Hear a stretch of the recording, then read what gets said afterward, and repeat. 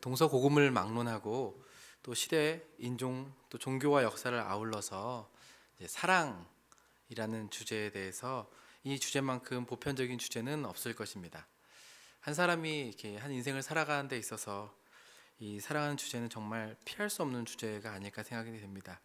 그래서 많은 철학자들은 인간은 남녀 간의 에로스 사랑에 의해서 태어나고 부모와 자식 간의 스토르게 사랑에 의해서 양육받으며 친구 간의 우정인 필리아에 의해서 다듬어지고 신적인 아가페 사랑에 의해서 되어 간다라고 이야기했다라고 합니다. 사실 고대 철학자들만이 아니라 노래면 노래, 연극이면 연극, 영화와 작품, 인생을 담아내는 여러 가지 양식 가운데 이 사랑을 빼고서는 사실 말할 수 없는 게 없지 않나 싶을 정도로 사실 사랑은 우리 인생에 밀접하게 관계하고 있습니다. 아마 오랜 역사만큼 또 많은 인구만큼 그거 아십니까? 지난 15일 날 저희가 그 세계 인구가 80억을 넘었다고 합니다. 어쩌면 이 80억의 인구만큼 다양하고 이야기 가운데 글이나 문학 작품 가운데 또 노래로 들려졌던 이 주제가 바로 이 사랑일 것입니다.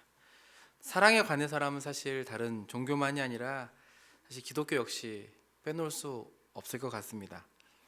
하나님은 자기 자신을 사랑이시라고 계시하시고 존재적인 특징을 이 사랑이라고 언급하십니다.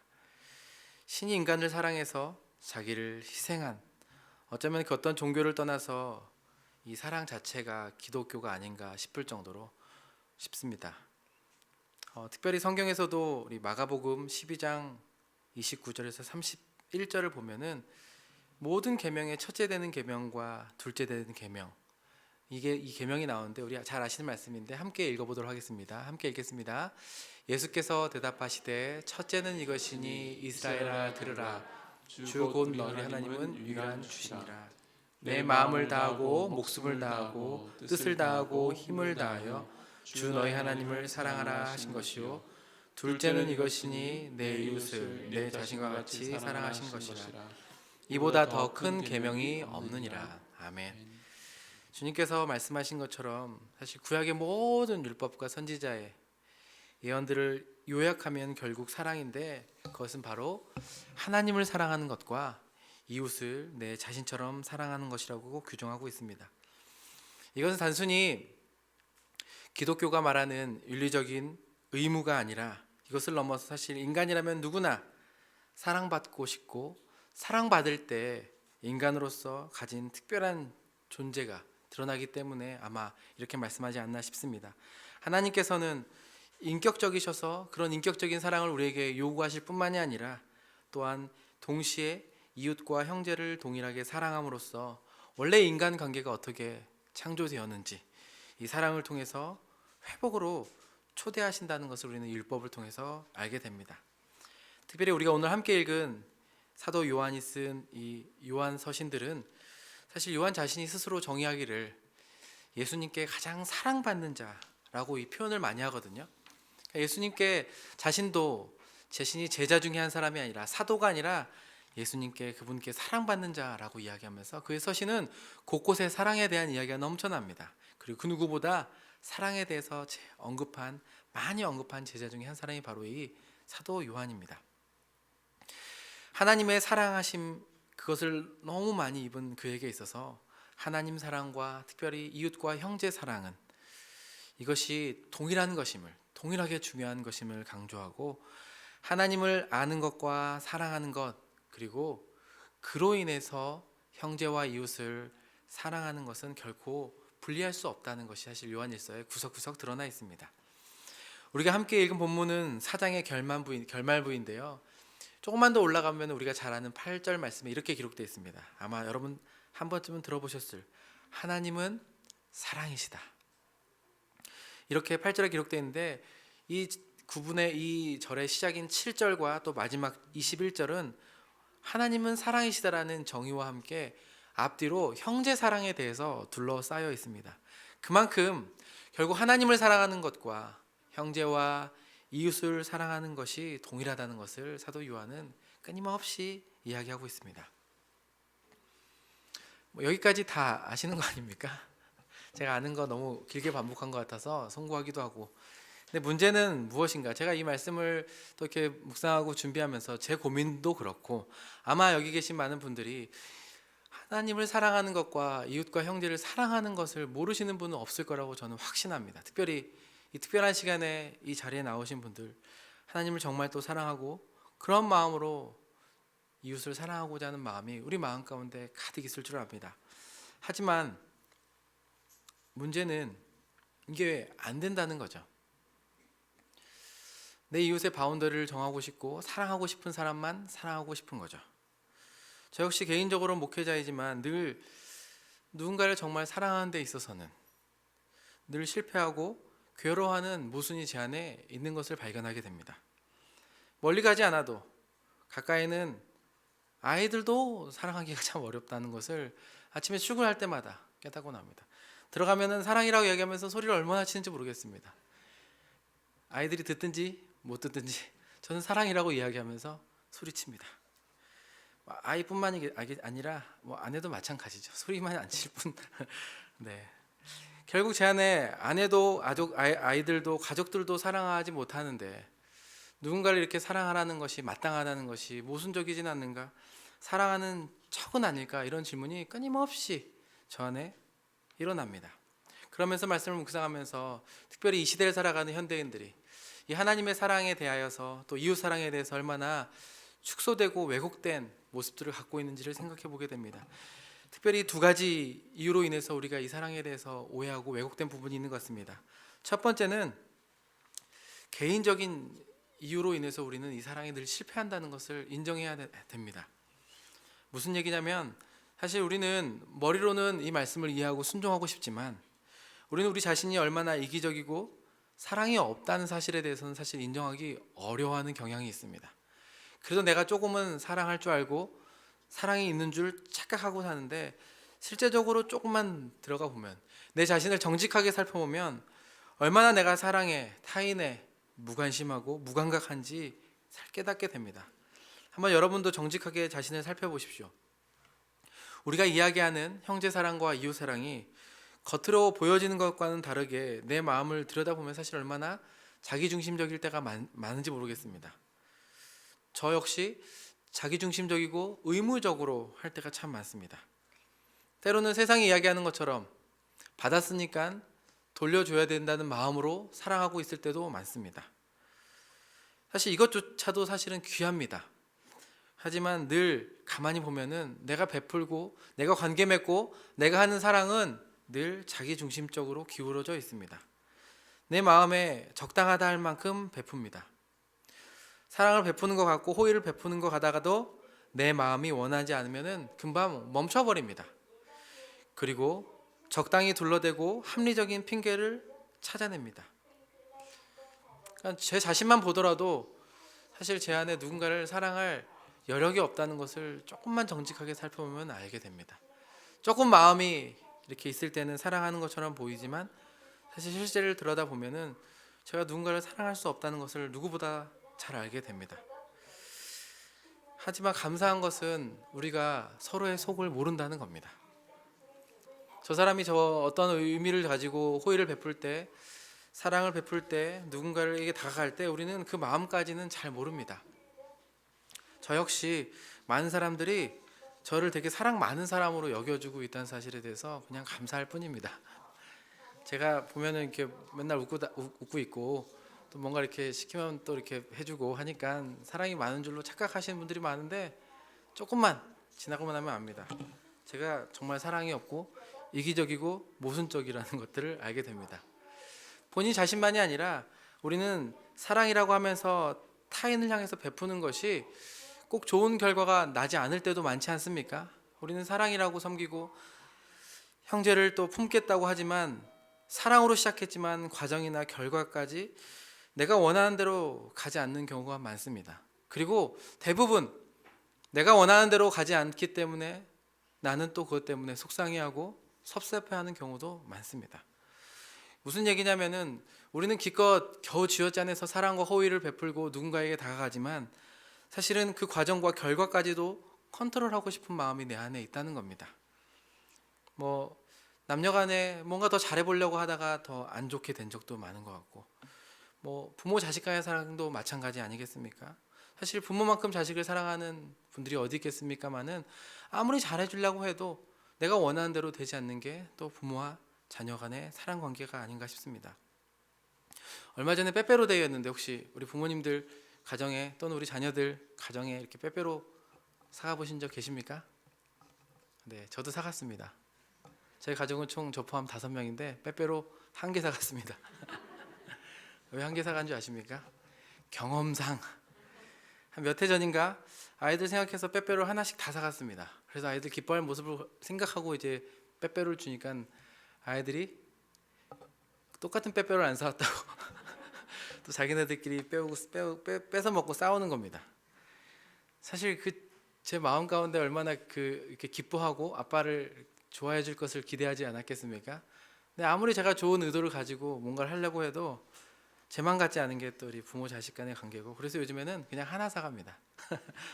하나만 먹어도 족하지 않겠니 하면서 살아갑니다. 우리 자신을 봤을 때 정직하게 우리는 사랑에 정직하게 우리의 모든 것을 다해서 진심으로 사랑할 줄 모르는 존재라는 것들을 우리는 정직하게 인정할 줄 알아야 됩니다. 결과까지도 우리는 조정하고 싶은 게 우리 사랑 밑바닥에 숨어있는 동기일 수 있다는 것을 우리는 인정해야 됩니다. 뿐만이 아니라 두 번째로 이 시대 문화적인 부분에 있어서 우리는 참 우리가 온 힘을 다하여서 이런 사랑이 가능하지 못한 시대에 살고 있다는 것을 또 인정해야 됩니다.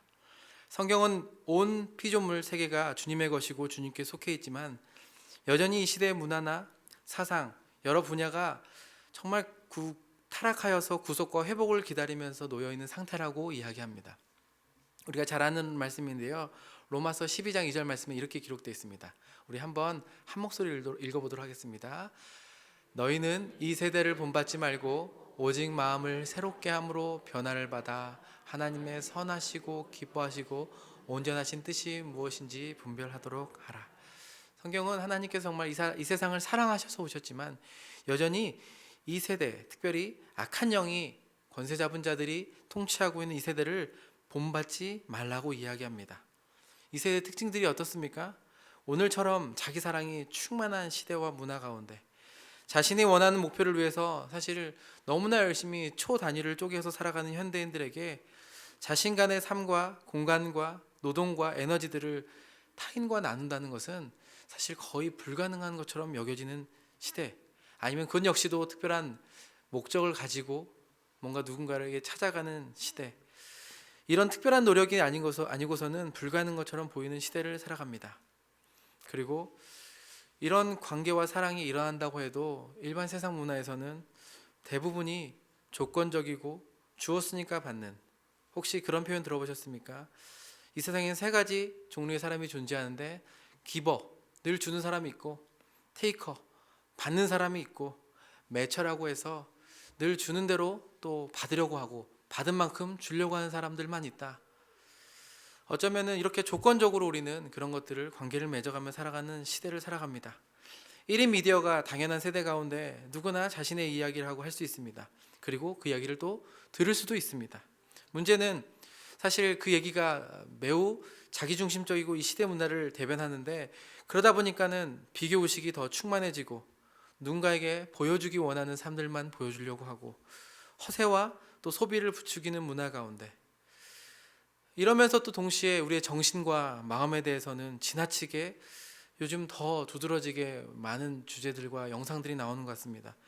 그래서 공동체나 이웃에 대해서 이런 관심과 사랑도 필수적이라고 이야기하기보다는 늘 내 정신과 마음 상태를 점검해보고 자기 상태가 좋을 때만 그렇게 하라고, 그것이 자기에게 좋은 거라고, 건강한 거라고 이렇게 가르치는 것 같습니다. 그러다 보니 교회 공동체는 사실 많은 사람들이 뭔가 자원하는 마음과 또 헌신과 봉사로 이루어져 있는데, 많은 기독교 청년들이나 성도님들께서 이런 시대 가운데서 마치 나만 내 시간을 허비하는 것 같고 바보 같고 낭비하는 것 같은 삶을 살아가는 건 아닌가, 이렇게 자신을 여기게끔 하는 문화가 아닌가. 저희도 지금 이제 연말 시즌이어서 또 이렇게 크리스마스 행사를 준비하고 있는데요. 정말 많은 우리 선생님들과 또 TF 팀들에서 수고를 하고 애써주고 있습니다. 정말 뭐 하나 작품이 올라올 때마다 거의 진짜 그대로 만든 작품을 밖에 내다 팔아도 저기 밖에 감나무는 아니지만 어쨌든 감사나무 데코되는 모든 것들이 사실 거의 예술 작품입니다. 그거 정말 뭐 이렇게 수고와 헌신과 봉사로 합니다. 근데 저희 단톡방에서 그 크리스마스를 준비하는데 한 분이 이렇게 결과물을 올려주셨는데 또 수고하고 회의하는데 그런 말씀을 하시는 거예요. 아, 이렇게 알바비도 못 드리는데 수고해 주셔서 감사하다고. 저희 그 얘기 들으면서 진짜 저 한편에도 뭔가 더 있으면 드리고 싶은데, 우리 교회 공동체의 섬김과 수고의 방식이 뭔가 대가를 기대하거나 받았기 때문에 더 섬기거나 더 애쓰는 것이 아니라 정말 그냥 가진 것을 나눠주고 시간과 에너지들을 또는 비용과 모든 수고를 하지 않습니까? 근데 그게 정말 좋을 땐 괜찮은데 마음이 이렇게 조금 섭섭할 때나 이렇게 뭔가 이렇게 허전할 때는 이런 생각이 듭니다. 정말 나만 그런 거 아닌가? 왜 내가 여기서 이러고 있는가? 근데 이 시대 문화 자체가 사실은 그렇게 현대인들은 다른 방식으로 사랑하고 그것을 더 미디어를 통하여서 공유하기 때문에 그렇습니다. 뿐만이 아니라 요즘 들어서 그 이성과 과학의 영향력은 더 커진 것 같습니다. 이제는 사랑과 이웃을 돌보는 것도 이제는 뭐라고 이야기하냐면은 뭔가 이렇게 이제 어떻게 섬길 수 있는지, 더 효과적으로 섬겨야 할지, 이것을 배우면 더 잘 섬길 수 있을 거라고 가르치는, 그리고 그런 컨텐츠들이 많이 생산되는 시대가 되었습니다. 예전에는 관계나 특별히 연애가 서투른 친구들을 향해서 뭐라고 이야기했냐면, 제가 연애를 책으로 배워서 그렇다고 막 이런 놀림을 했던 기억이 있습니다. 제가 뭔가 사랑을 책으로 배워서 저런 거라고, 관계를 책으로 배워서 그렇다고. 근데 요즘은 어떻게 이야기하는지 아십니까? 초등학생들부터 중학생, 청소년들 다들 연애, 관계, 이게 뭐 썸인지 아닌지 이런 것들을 다 유튜브를 통해서 확인한답니다. 예전에는 우리 관계를 통해서 확인하고 점검했던 것을 유튜브를 통해서 각종 채널과 방송에서 연애, 심리, 상담, 분석, 이혼, 코칭들까지 사실은 다 해주는 문화입니다. 그것도 너무나 전문적이고 데이터와 논문들과 과학적인 것처럼. 근데 이런 현상은 최근에만이 아니고 오늘날만에 일어나는 것이 아닙니다. 여러분이 잘 아시는 사회심리학자이면서 정신분석학자인 에릭 프롬이라는 학자는 그 혹시 사랑의 기술이라는 책을 한 번쯤은 들어보셨거나 보셨을 겁니다. 그 책을 통해서 무엇이라고 이야기하냐면, 현대인들이 사랑을 잘못 알고 있다. 왜 잘못 알고 있냐? 현대인들은 사랑이 자연스러운 것으로 알고 있다. 사랑은 자연스러운 거다. 그런데 그런 것이 아니라 사랑은 배워야 하는 거다. 사랑은 기술이다. 이렇게 책을 썼습니다. 에릭 프롬에 의하면은 삶이 기술인 것처럼 사랑도 배워야 할 기술이다. 그는 사랑의 기술에 대해서 마치 다른 음악이나 그림이나 건축, 의학, 공학 기술을 배우려고 할 때 거치는 과정과 동일한 과정을 거치지 않으면 안 된다. 그래서 배워야 하는 어떤 것으로 정의 내립니다. 단지 사랑할 만한 대상을 찾아내기만 하면 그 밖의 일은 모두 저절로 될 것이라고 믿는 사람의 태도는 마치 그림을 그리고 싶으면서도 기술은 배우지 않고 그림을 그릴 수 있는 대상만 고르면 아름답게 그릴 수 있다고 주장하는 사람의 태도와 같다라고 이야기하면서 사랑이 배워야 할 기술이라고 주장합니다. 어느 정도는 정말 공감되고 일리가 있는 이야기 같습니다. 근데 정말 우리가 이야기하는, 성경이 이야기하는 형제의 사랑과 이웃 사랑이 여러분 이것과는 다르다는 사실을 알아야 됩니다. 이 시대 문화 정신이 가르치는 것과는 전혀 다른 사랑을 성경은 이야기하고 있다는 사실을 우리는 깨달아야 합니다. 사도 요한은 사실 1장부터 계속적으로 서로 사랑하라고 반복해서 강조합니다. 이것은 좋은 관계로 지내라, 다툼이 없게 하라, 조금 어려운 사람이 있으면 좀 참아주고 네가 대신해라, 세워줘라, 용납해라, 불쌍하니까 좀 봐주고 잘해줘라. 세상이 이야기하는 이 정도 수준의 사랑이 아닙니다. 뭐라고 이야기합니까?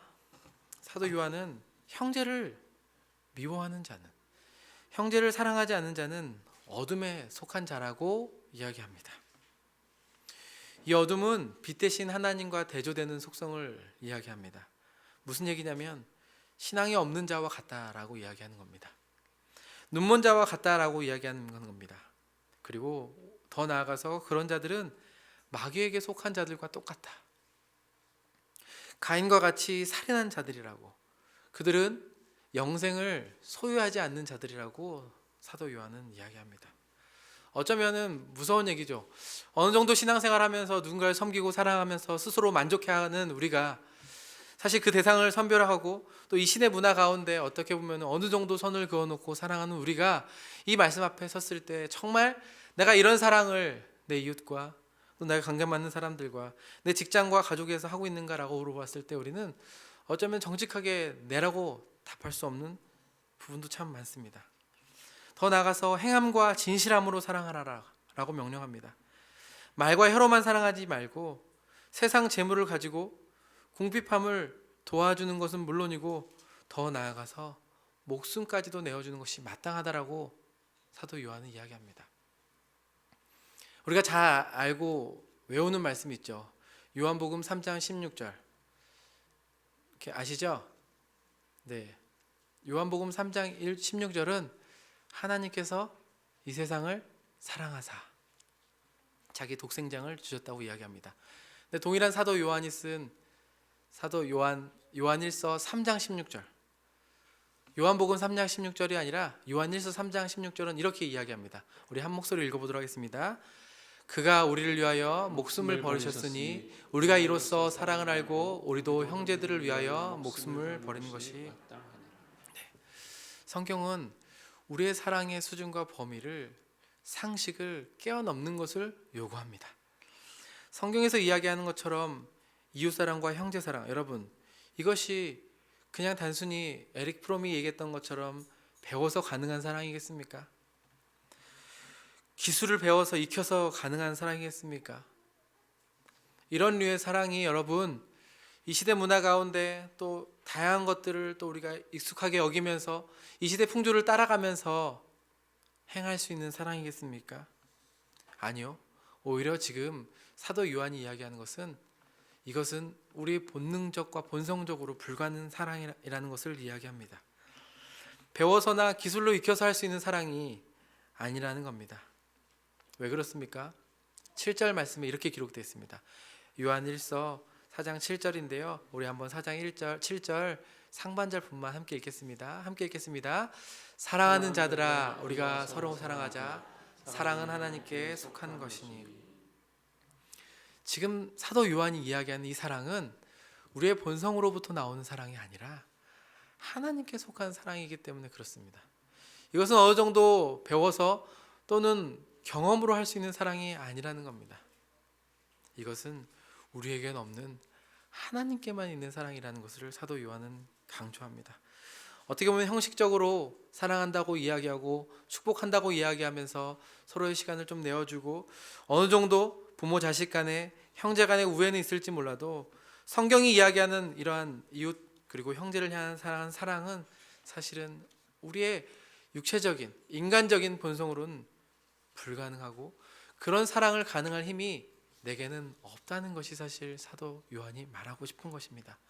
그 사랑은 오직 누구에게 있다고요? 하나님께만 속한 사랑이라는 것입니다. 그렇다면 우리의 처음 질문, 이것을 모르는 것도 아니고 성경 정말 온 전체가 말하는 그 율법의 두 강령, 하나님을 사랑하고 이웃을 내 몸처럼 사랑하는 이 계명, 어떻게 우리가 하나님을 정말 사랑하고 형제를 내 자신처럼 사랑할 수 있겠습니까? 왜 우리가 알지만 할 수 없습니까? 이 질문에 대해 19절은 이렇게 답을 합니다. 우리 19절도 한 목소리 읽어보겠습니다. 함께 읽겠습니다. 우리가 사랑함은 그가 먼저 우리를 사랑하셨습니다. 사도 요한은 그의 서신서 구석구석마다 이렇게 명령하고 그의 계명이 무엇인지 이야기하면서 동시에 어떻게 우리가 그분의 사랑을 소유하게 되었는지를 깨닫게 해줍니다. 그것은 바로 먼저라는 단어입니다. 먼저. 그의 사랑이 먼저 우리 가운데 오게 되었다고. 먼저 오신 그의 사랑이 어떻게 오셨는가를 4장 9절 10절에서 이렇게 이야기합니다. 4장 9절 10절에서 한번 한 목소리로 함께 읽어보도록 하겠습니다. 하나님의 사랑이 우리에게 이렇게 나타난 바 되었으니 하나님이 자기의 독생자를 세상에 보내심은 그로 말미암아 우리를 살리려 하심이라. 사랑은 여기 있으니 우리가 하나님을 사랑한 것이 아니요 하나님이 우리를 사랑하사 우리 죄를 속하기 위하여 화목제물로 그 아들을 보내셨습니다.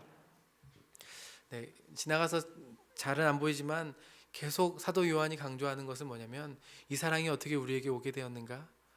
우리가 뭔가 특별한 것을 더 해서가 아니라, 우리가 사랑스러울 만한 존재가 돼서가 아니라 그냥 그분이 나타낸 바 되었다고, 보내주셨다고, 그래서 우리가 살게 되었다고, 그 사랑을 알게 된 것이라고. 그러니까 우리 편에서 무언가를 하기 이전에 하나님께서 먼저 우리 가운데 나타나 주셨고 보여주셨고 우리를 위해서 목숨을 내어주셨고 건져주셨기 때문에 먼저 그 사랑을 우리 가운데 보여주셨다는 겁니다. 우리가 구하기도 전에, 아니 뭘 구할 줄도 알지 못했던 그때에 하나님께서는 우리를 사랑하셔서 우리의 죄를 속하시려고 화목제물로 자신의 아들을 내어주셨다고. 그래서 우리는 누군가를 사랑이라는 개념을 생각할 때 하나님께 속한 사람들은 세상이 이야기하는 사람의 범주를 뛰어넘어서 먼저 베푸신 이 사랑을 이해할 때만이 가능하다는 것을 사도 요한 우리 가운데 가르쳐 줍니다. 이것이 무엇입니까? 그리스도의 그 사랑을 아는 것. 사도 요한은 먼저 베푸신 이 사랑을 알고 믿으라고 요청합니다. 사실 우리가 이게 조금 있을 때는 그나마 이웃을 향해서 나갈 수 있는 힘과 용기가 있지만 형제와 이웃을 향한 우리의 사랑은 매우 빈약해서 먼저 다가오시고 베푸신 하나님의 사랑을 알지 못하면 우리는 결코 사랑해서 잘할 수가 없습니다. 제가 많은 목회 생활은 아니지만 정말 수고와 많은 헌신들을 하셨지만 본인이 원하는 방식대로 채워주지 못해서 그분께 먼저 받은 사랑이 아니어서 자신의 방식대로 사랑하고 섬기다가 지치고 시험에 빠지신 분을 많이 보게 됐습니다. 그 이유가 무엇입니까? 바로 이 먼저 사랑이 빈약해져서 그렇게 되는 것입니다. 아마 그분들의 동기는 처음부터 그러진 않았을 것입니다.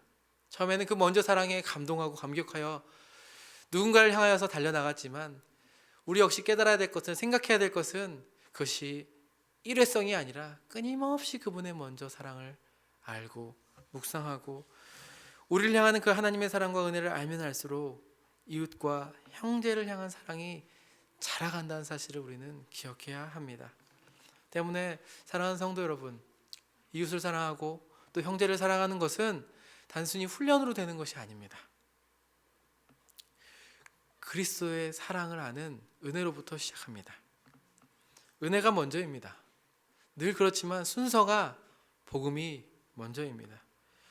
이것을 잘 아는 사도 바울도 에베소 교인들에게 이렇게 당부합니다. 그들에게 뭔가를 지시하고 명령하고 또 지켜 행하고 순종하고 모든 율법들을 가르치기 이전에 에베소 3장 17절에서 19절에 이렇게 이야기합니다. 여러분 잘 아시는 말씀인데요, 우리 같은 마음으로 한 번 더 읽어보도록 하겠습니다. 에베소 3장 17절입니다.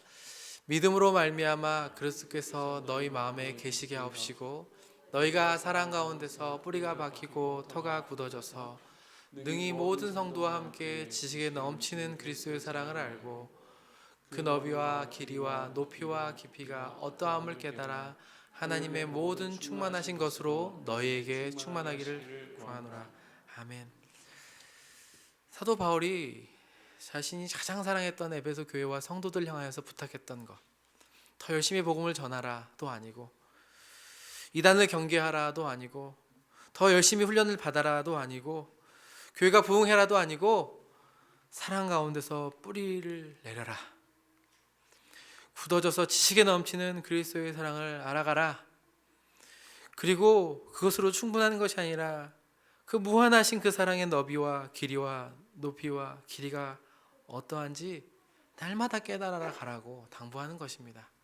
그래서 사랑하는 또 하나님 153 교회 성도 여러분, 또 여전히 우리는 이 의문을 가지고 어떻게 이웃과 형제를 사랑하고 또 사역을 감당하고 섬기며 살아갈 수 있습니까? 라는 이 질문 가운데 그리스도의 사랑을 더 깊이 묵상하고 그 은혜를 알아가시기를 주님의 이름으로 부탁합니다.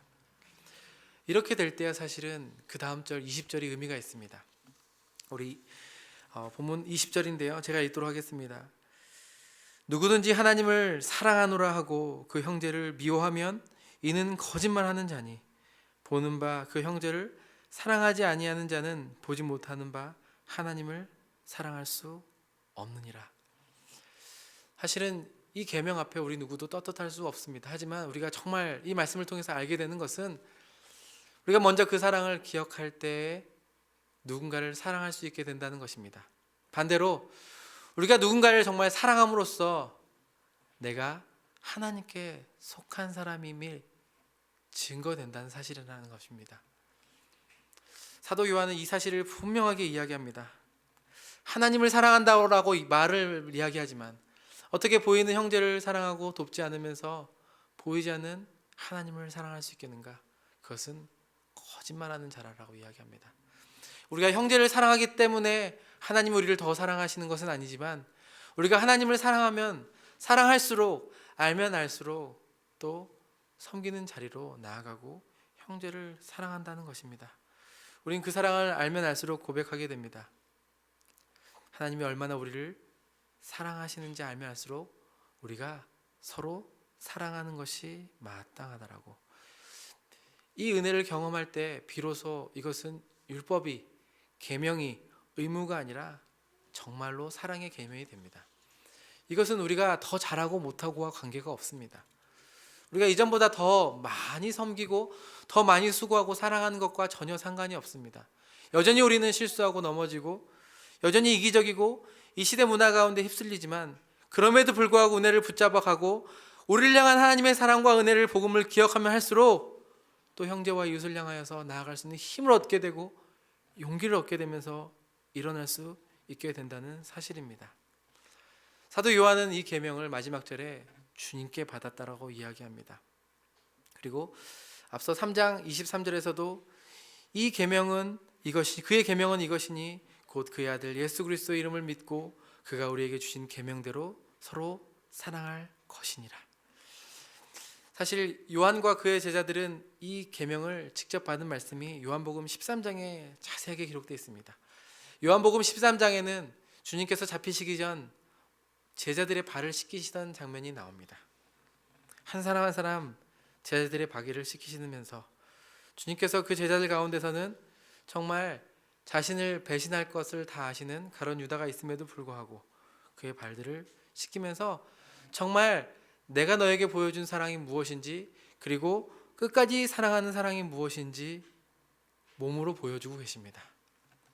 요한은 그렇게 몸소 받은 사랑을 기억하면서 그리고 요한복음 13절 34절과 35절에 덧붙여서 이렇게 말씀합니다. 제가 한번 읽겠습니다. 새 계명을 너희에게 주노니 서로 사랑하라. 내가 너희를 사랑한 것 같이 너희도 서로 사랑하라. 너희가 서로 사랑하면 이로써 모든 사람이 너희가 내 제자인 줄 알리라. 아멘. 우리의 제자됨이 드러나는 방식이 사도 요한은 바로 이 서로 사랑 가운데 드러나고 있다고 굳게 믿고 있는 것입니다. 서로 사랑할 때 모든 사람이 너희가 내 제자인 줄 알리라. 여러분, 어떻게 우리가 교회를 다니고 또 그리스도의 제자됨이 드러납니까? 사도 요한은 분명하게 먼저 받은 그 사랑으로 동일하게 이웃과 형제를 사랑한다면 그러면 세상이 너희가 그 사랑을 보면서 내 제자인 줄 알 거라고 이야기합니다. 그래서 여러분, 형제를 섬기고 사랑하는 것은 우리가 해야 되는 계명, 의무만이 아니라 저는 우리가 주님의 제자됨을 드러낼 수 있는 되게 새로운 방식의 초대라고 굳게 믿습니다. 하나님이 우리가 제자라고 명찰을 주신 것이 아니라 하나님께서 우리의 제자됨을 다른 방식으로 증명하라고 하신 것이 아니라 내가 먼저 너희를 사랑하는 그 방식으로 이웃과 세상을 그리고 형제를 자매를 사랑하라고, 그러면 내 제자가 될 거라고 이야기합니다.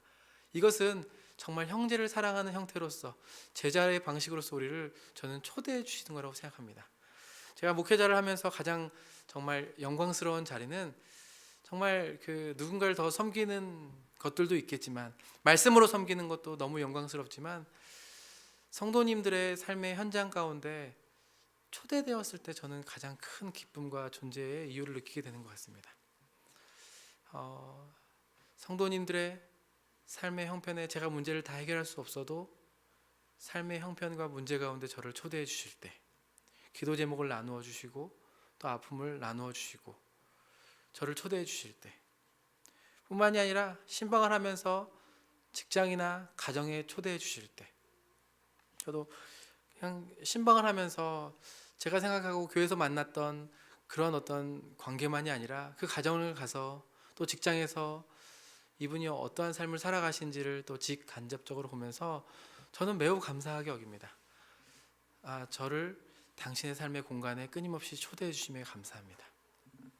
그리고 더 나아가서 사실 어떻게 보면은 우리의 삶과 죽음의 문제 가운데서 때로는 아이들이 태어났다고 또 그 탄생에 관해서 목회자를 또 초대해 주시기도 하고, 또는 장래나 죽음의 가운데서도 저를 초대해 주는 것을 보면서 저는 참 이 자리가 목회자로서 되게 뜻깊고 감사하다는 생각을 하게 됩니다.